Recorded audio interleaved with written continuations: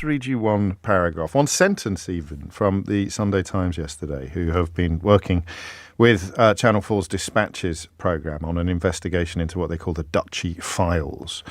It's just, I mean, it is truly extraordinary. Over 5 months, we identified 5,410 land holdings, mineral rights and properties held by the Duchy of Lancaster on behalf of the King and the Duchy of Cornwall for the Prince, and then examined business agreements and leases linked to these plots. I've lost the room, right? That's quite dull. Sounds a bit dry. What's he doing? Just listen to this sentence.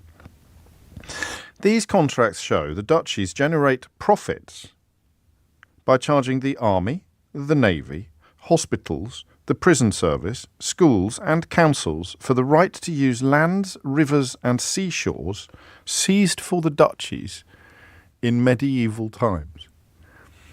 I have absolutely no idea what the phone-in is going to be today, but I felt that this was a story of such remarkable relevance to so much that we talk about together that it would be profoundly remiss of me not to discuss it today.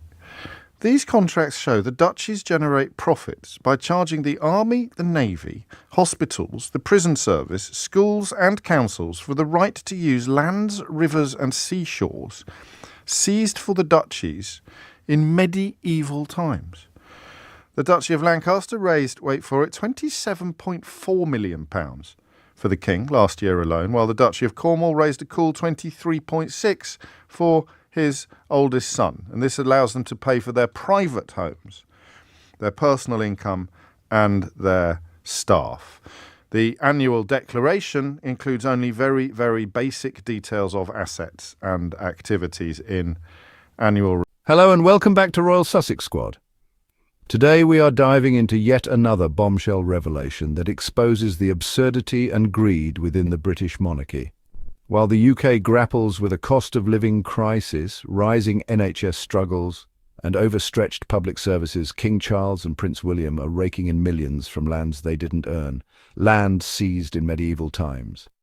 But of course, instead of focusing on real issues like this, the British media is still obsessed with smearing Harry and Meghan. Well, today we're setting the record straight. Now, let's be real. The monarchy has always relied on smoke and mirrors to justify its existence, but when you pull back the curtain, what do you find? A system designed to enrich the few while the many struggle. Today's episode is not just about the money, it's about the manipulation, the cover-ups, and the blatant hypocrisy that allow this system to continue unchallenged. Before we get into it, don't forget to hit that subscribe button like this video, and if you want to support the channel, send a super thanks. Every like and comment helps spread the truth and push back against the false narratives that dominate the mainstream media. Now, let's get into it. All right, squad, let's break this down. Investigative reports have revealed that King Charles and Prince William's private estates, the Duchy of Lancaster and the Duchy of Cornwall, generate staggering amounts of money. How? By charging publicly funded institutions like the NHS, schools, councils, and even the military to use land that was essentially stolen centuries ago. That's right, the King is making money off of institutions that the British taxpayers already fund. Just last year alone, the Duchy of Lancaster funneled £27.4 million into King Charles's pockets, while the Duchy of Cornwall handed £23.6 million to Prince William. That's over £50 million combined.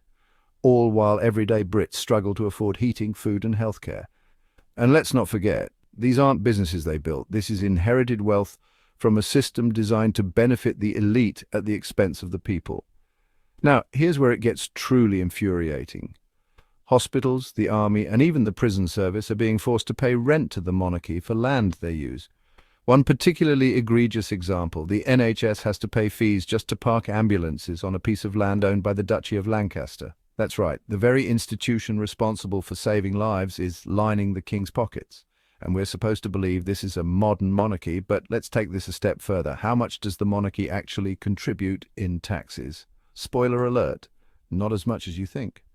Unlike everyday citizens who are taxed on their income, King Charles and Prince William enjoy massive exemptions.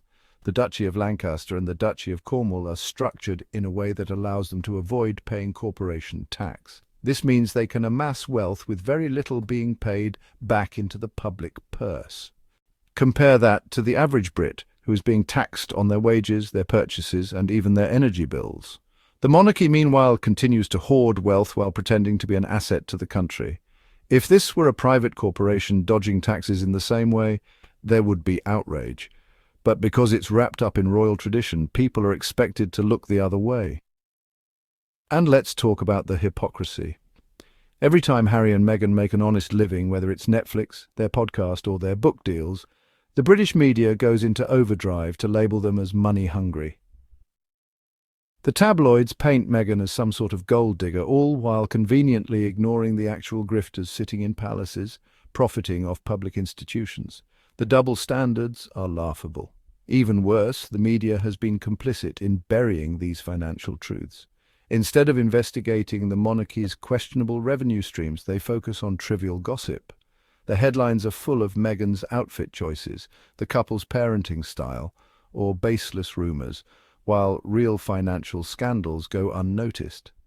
Why? Because the royal family benefits from a distracted public. It's time to wake up. The British media has spent years brainwashing the public into believing that Harry and Meghan are the problem when, in reality, they are the ones who walked away from this outdated, corrupt institution and chose financial independence. Unlike Prince William, who is literally collecting rent from hospitals, Harry and Meghan are out here earning their own money and giving back through their philanthropy. And let's not forget, this isn't just about money, it's about power and control. The monarchy is terrified of Harry and Meghan because they represent a future where people question the institution instead of blindly accepting it. A future where transparency, accountability, and fairness matter more than inherited privilege. That's why the media continues to smear them, because they dared to break free. So, let's call it what it is. King Charles and Prince William are taking advantage of the British people while the media distracts everyone with nonsense about Harry and Meghan. It's time for the public to stop falling for these distractions and start holding the real culprits accountable.